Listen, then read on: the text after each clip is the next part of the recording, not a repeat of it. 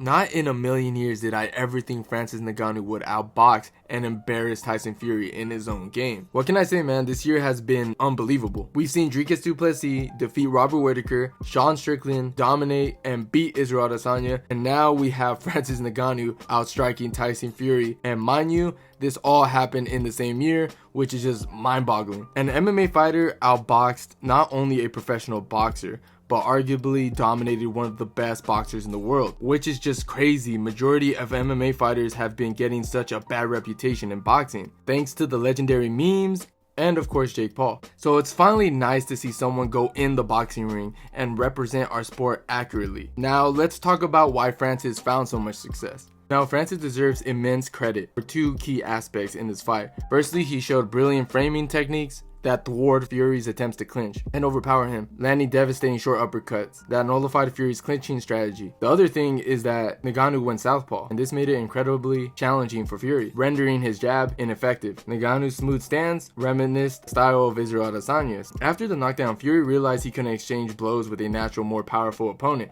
and had to resort to point fighting from a distance, even though that was compromised when Ngannou adopted the southpaw stance. Kudos to Dewey Cooper and Eric Nixon for making a genius game plan. It's just crazy to me that Tyson Fury can land any jab on any heavyweight boxer, but he couldn't even connect a simple jab with Francis Ngannou, even though Francis was directly in front of him. This is quite embarrassing for Tyson, and it arguably should have went to Francis. But let's be real, this is boxing. They weren't going to give an MMA fighter the W, and let's not act like we're not used to it when it comes to the world of boxing, man. Francis should have won, but it is what it is. Francis put on an outstanding performance, and it's a significant moment for his career and his legacy. If he would have been defeated and relegated to the PFL, then it would have been disheartening conclusion to his career. Francis narrowly fell short in a split decision against the reigning WBC heavyweight champion of the world during his boxing debut. Take a moment to absorb that, what Francis achieved tonight. Francis achieved tonight, which was truly extraordinary, showcasing his exceptional talents and establishing him as a remarkable athlete.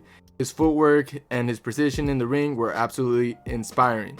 No matter what anyone else might claim, Francis performed exceptionally well in his boxing fight. He provided Tyson Fury with one of the most challenging battles in his career, and he even managed to score a knockdown. Now that he's aware of his capability to compete with the best, it underscores his potential. Even when he faced with Fury's questionable tactics, Francis persisted and demonstrated his remarkable skills and exceeded my expectations. And people need to talk about how big of a risk Francis took. Francis took on Dana, and what did Francis do? He went to the PFL, signed a massive deal, and then he eventually got that big boxing fight with Tyson Fury. And if that wasn't big enough, he outboxed and arguably beat Tyson Fury. Now Francis can box and do MMA and make millions. The Cinderella story has came true for Francis, and I'm actually really excited to see what's next for the man.